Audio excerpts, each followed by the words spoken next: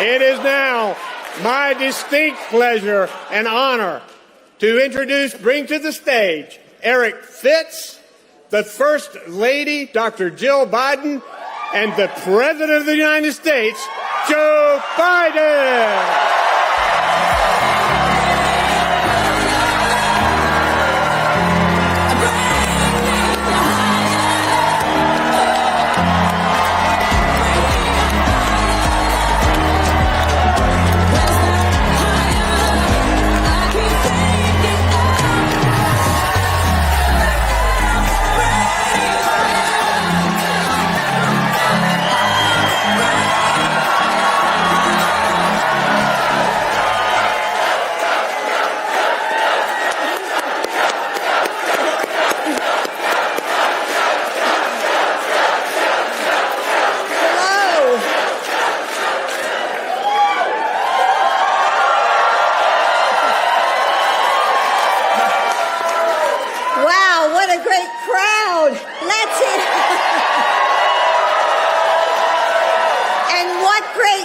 Let's hear it for Fat Joe and E40. So it's great to be with you all. Some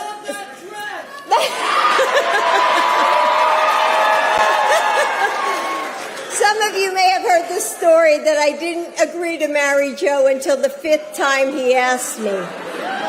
But the truth is, I loved him from the start.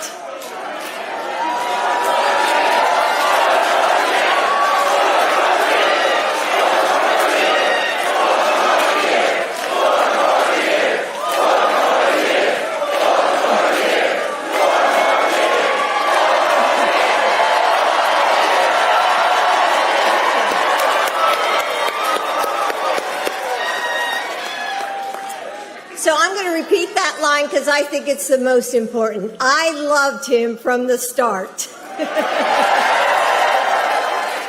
I saw in him then the same character that I see in him today. And even though he has faced unimaginable tragedies, his optimism is undaunted. His strength is unshakable. His hope is undeterred.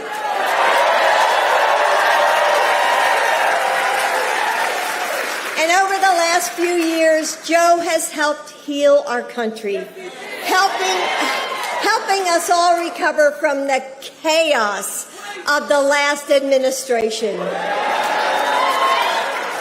We don't choose our chapter in history, but we can choose who leads us through it. And at this moment, with these perils the world is facing, there is no one that I would rather have sitting in the Oval Office right now than my husband.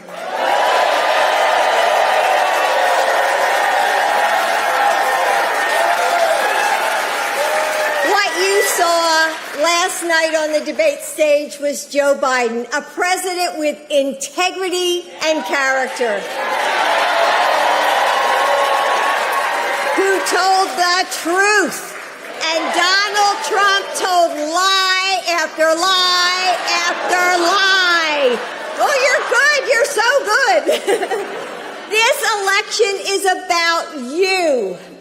Joe is fighting for the families here in North Carolina and across America who are working hard to find a secure place in the middle class. The moms who worry that their daughters will grow up in a country with fewer rights than we had. And as a teacher, I'm always proud. Yay to the teachers.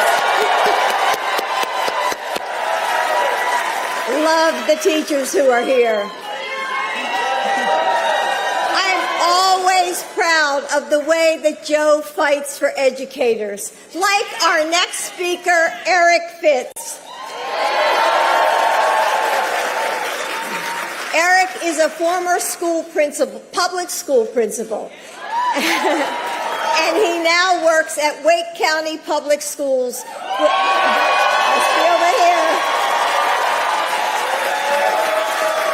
making sure teachers get the support they need so that students can thrive.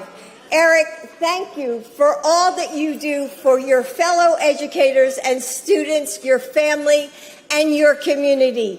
Ladies and gentlemen, please help me welcome to the stage Eric Fitz.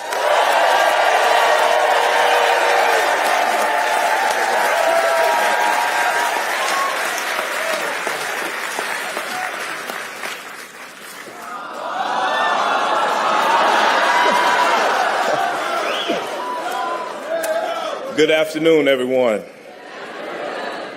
This is amazing. Never could have imagined standing right here before you. Well, my name is Eric Fitz, and I'm a proud father, a proud educator within here at Raleigh, North Carolina.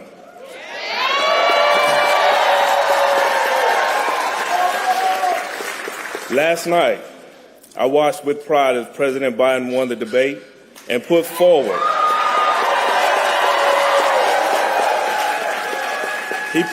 a clear vision for making life better for our families. And Donald Trump made it very clear he's focused on retribution and revenge. But what amazed me most was that President Biden that we saw last night on the debate stage was the same Joe I had the pleasure of sharing a meal with a few months ago right in my home with my sons, Christian and Carter.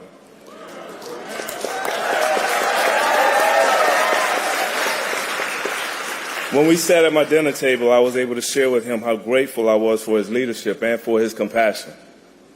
Because of President Biden, my student loan debt had been forgiven just a few months earlier.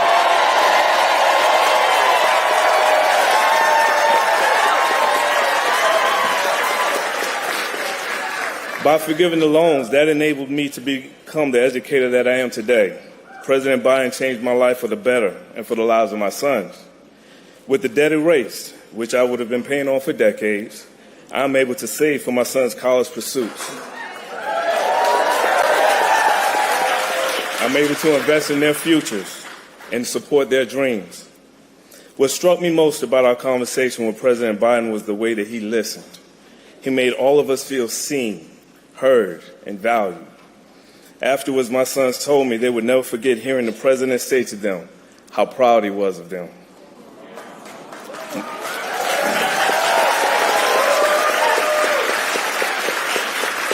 My children are one of the most important things to me in this world, and that's something President Biden and I share.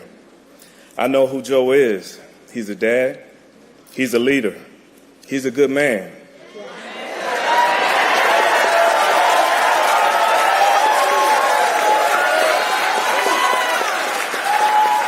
He wakes up every day fighting to make sure that my sons and all of our children have the future that they deserve. I'm proud Joe Biden is our president.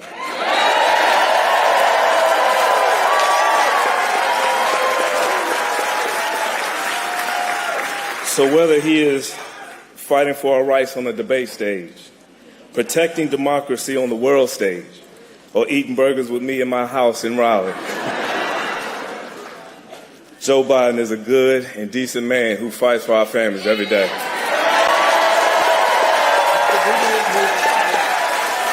President Biden shows up for everyday North Carolinians, and North Carolina is ready to show up for him in November. We need to send him right back to the White House. So now, please join me in welcoming our guest of honor to the state of North Carolina, the President of the United States, Joe Biden.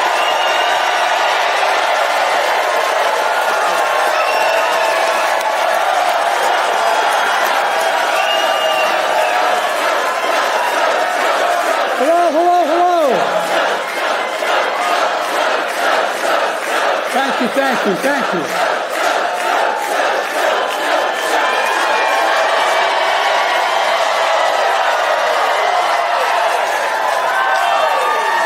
Thank you, North Carolina. I'm going to get in trouble with my mom looking down in heaven if I don't say, please excuse my back. I apologize.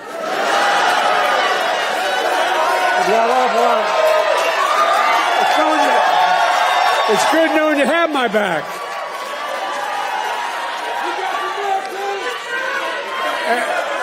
Eric, thanks for that introduction. We had a wonderful time spending time with your sons, Christian and Carter. are going to grow up to be incredible young men. You would have been really impressed the way they talked about their dad, how informed they were about what was going on.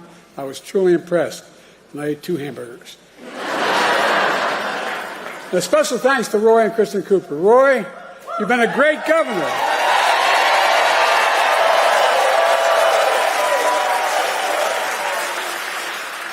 Which makes it all the more important that North Carolina elected a great governor to replace you, Josh Stein.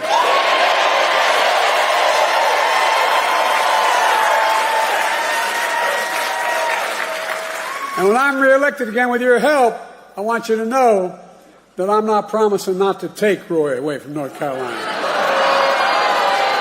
Whether he'll come or not, I don't know.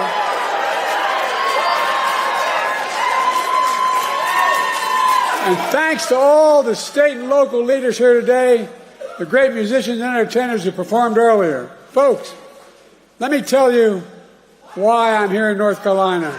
I'm here for what...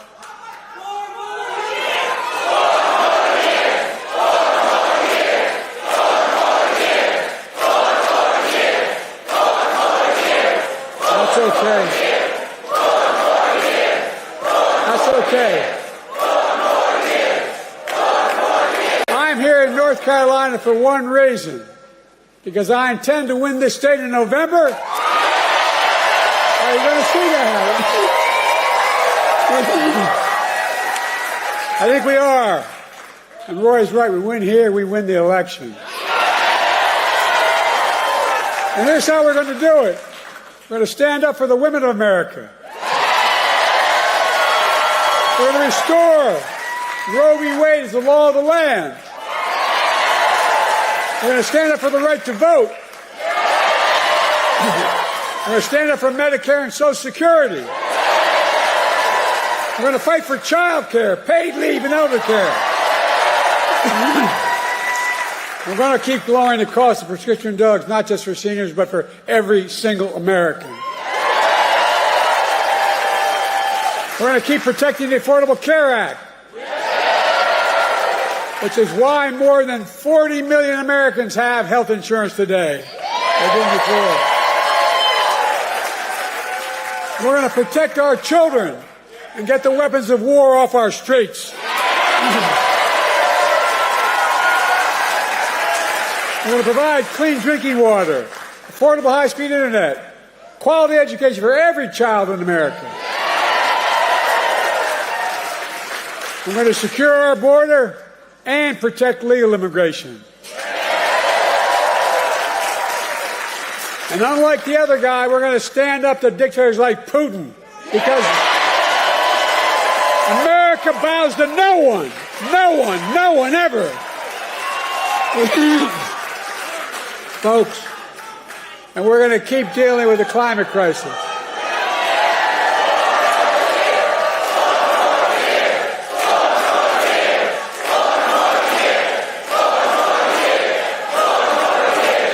Look,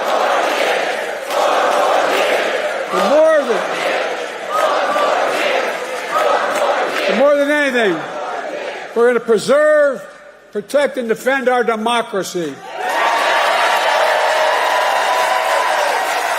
Because more than anything else, that is what is at stake in America this election. Your freedom, your democracy. America itself is at stake.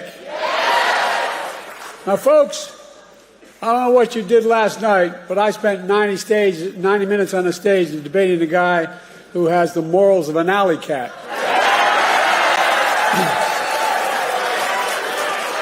Did you see Trump last night? My guess, he set, I mean it sincerely, a new record for the most lies told in a single debate. He lied about the great economy he created.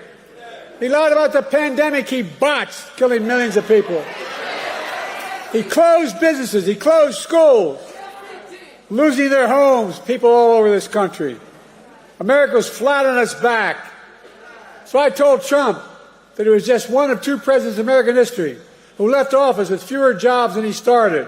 Herbert Hoover was the other one. That's why I call him Donald Herbert Hoover Trump.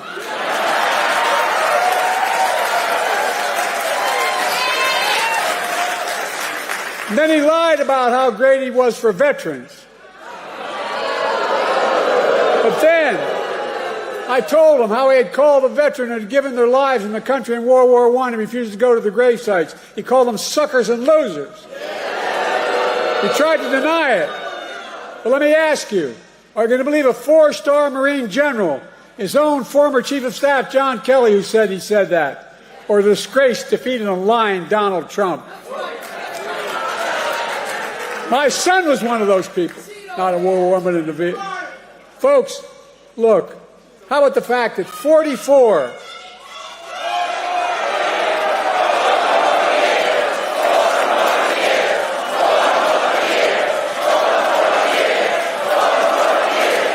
How about the fact... That's okay. How about the fact that 40 out of his 44 top advisors, including the vice president, aren't supporting him this time around? The people who know him best, 40 of them said, I will not support the man I work for this time around. It tells you a lot about the person who knows him. Look, he lied about how great he was on crime. I had to remind him that he oversaw a record increase in murder rates in 2020. On my watch, violent crime has hit a 50-year low. There's more to do with a 50-year low. And then I pointed out that the only convicted criminal on the stage last night was Donald Trump. When I thought about his 34 felony convictions, his sexual assault on a woman in a public place, his being fined $400 million for business fraud, I thought to myself, Donald Trump isn't just a convicted felon. Donald Trump is a one-man crime wave.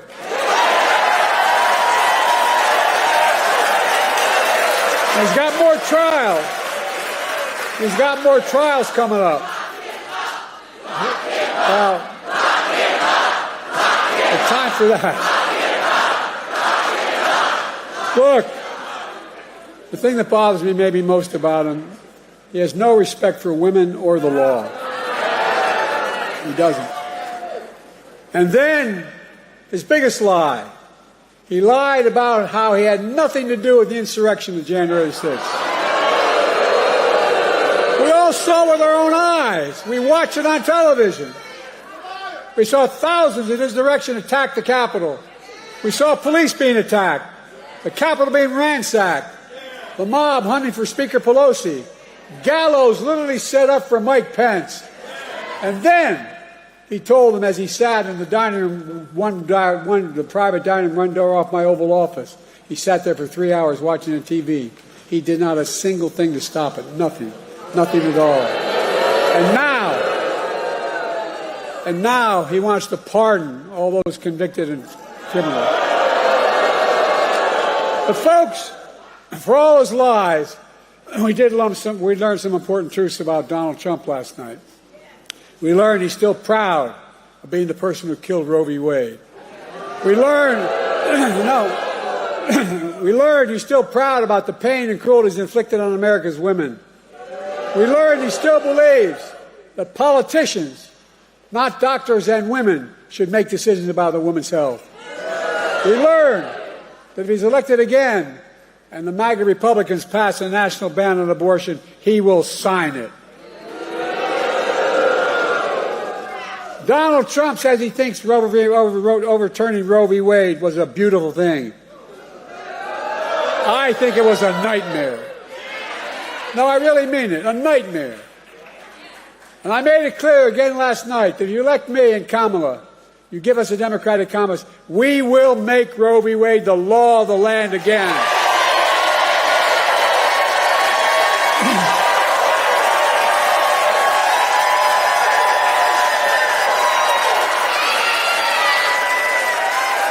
He continued to lie.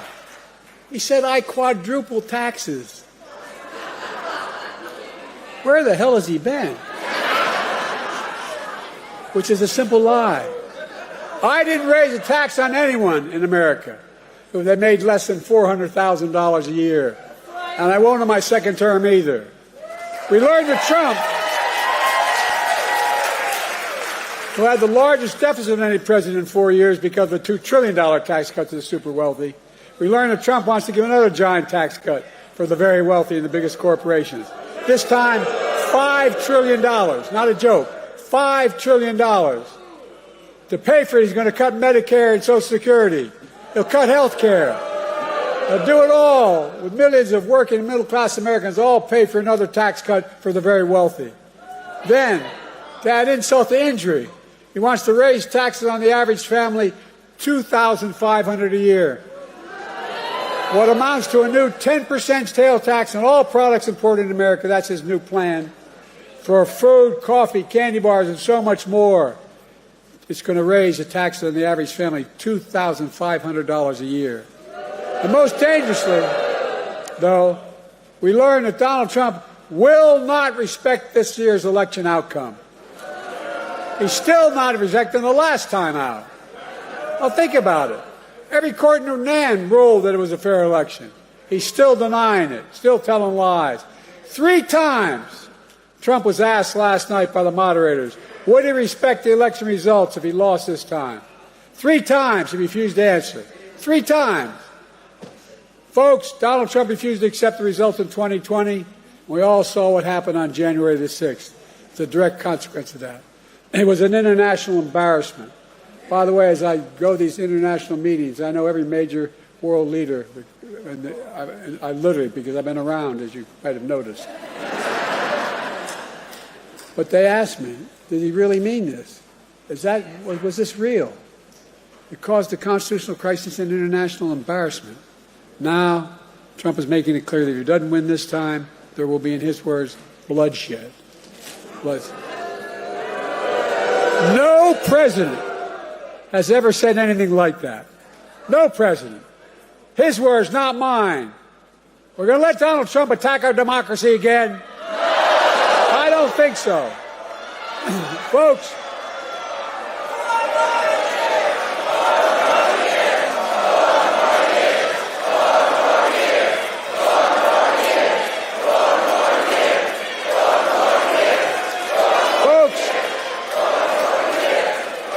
we've come a long way. We've come a long way from the mess that Donald Trump left us. We came out of the pandemic. We're a long way from where Donald Trump telling us to inject bleach in our skin. That COVID is not that dangerous. Today we have the strongest economy in the world without exception. 15 million new jobs. 800,000 manufacturing jobs. Unemployment under 4% for a record 2 years in a row. Historic black and Hispanic unemployment down. Historic creation of small business in black and all communities across the nation, particularly in rural areas. Historic economic growth. Inflation has dropped from 9% to 3% and is still going down. I know we have more to do to get prices down. We have to take on corporate greed. They're making twice the profit they were before the pandemic. We got to make housing more affordable. Provide child care. Make the tax code fair. 16 Nobel winners of the economic Nobel Prize have looked at my economic plan this week. They've issued a report. And a Trump's plan. Here's what they concluded. They said that my plan would continue to grow the economy and bring down inflation. 16 Nobel laureates. And that Trump's plan would send the nation into recession and inflation soaring through the roof. But don't take my word for it. Folks, let me close with this. I know I'm not a young man. State the obvious. Well, I know.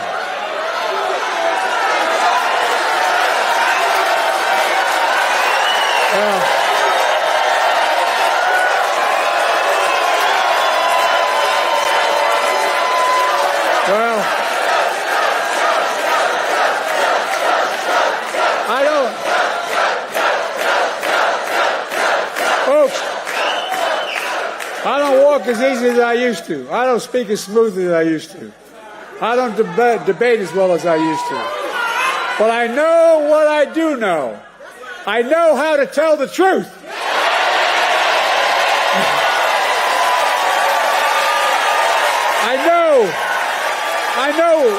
know right from wrong. And I know how to do this job. I know how to get things done. And I know, like millions of Americans know, when you get knocked down, you get back up.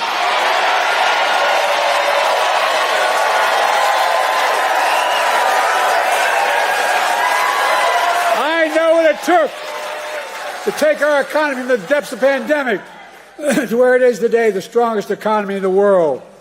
I know what it'll take to bring this economy to everybody. I know what it'll take to rally the world to stand up against Putin and defend freedom, not yield to him. And I know what it'll take to keep the world safe and free for the years ahead. Folks, I give you my word as a Biden, I would not be running again if I didn't believe with all my heart and soul I can do this job. Because quite frankly, the stakes are too high. The stakes are too high.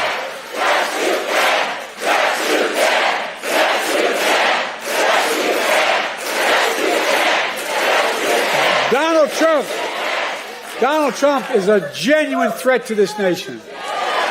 He's a threat to our freedom. He's a threat to our democracy. He's literally a threat for everything America stands for. Look, he doesn't understand what I think all of you do. America is the finest, the most unique nation in the world. We're the only nation in the world, and I mean this sincerely, it's a fact statement, not a hyperbolic statement, it's fact. We're the only nation in the world built on an idea. All the nations built on ethnicity, geography, and other religion, but we're built on an idea that we're all created equal. We deserve to be treated equally throughout our lives. We've never fully lived up to it. I'll be damned in the year 2024, just 2 years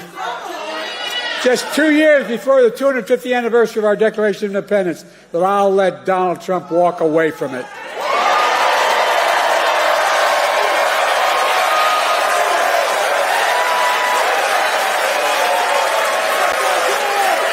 I give you my word. I give you my word as a Biden. We're still a nation. I believe we're still a nation that believes in honesty and decency and treating people with respect.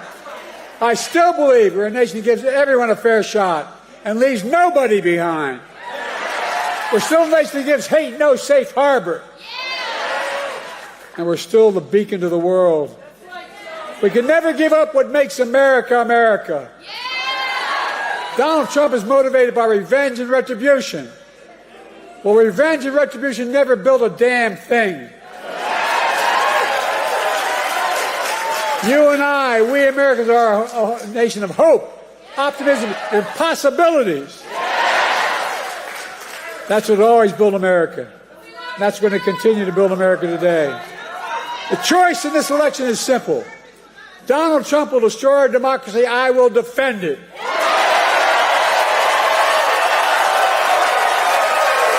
So, folks, are you with me? Donald Trump's the first president I've heard of that stood up there running for president, having been one term, saying America's a failing nation. Where the hell does he think he is? I'm serious. A failing, I don't know, a president wouldn't trade places with America in a heartbeat. He's dead wrong. America's not a losing nation. America's winning. As I stand here today, I can honestly say I've never been more optimistic about America's future in my whole career. We just have to remember who we are. We're the United States of America. And there is nothing beyond our capacity, nothing when we act together. You got it. So may God bless you all, and may God protect our troops. Let's go get them, North Carolina.